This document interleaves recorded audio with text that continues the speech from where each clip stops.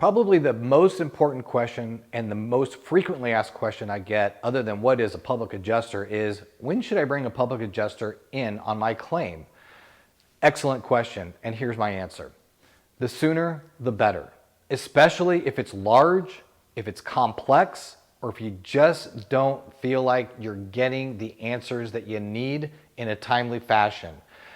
It's always better to get us involved at the beginning because insurance companies are required by law to take in consideration the information that a policyholder provides equal to their own interests. In other words, they can't just ignore information that supports your position.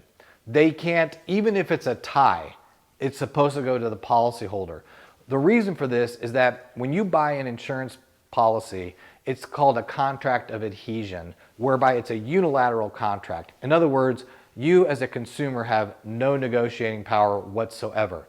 That's why insurance companies are required to act in the utmost good faith in dealing with the policyholder. Okay? That's why there are bad faith laws in virtually every state that prohibit insurance companies from underpaying, delaying, misrepresenting, or knowing conduct. So, if you have any other questions, please feel free to reach out to us at Insurance Claim Recovery Support, licensed public adjusters.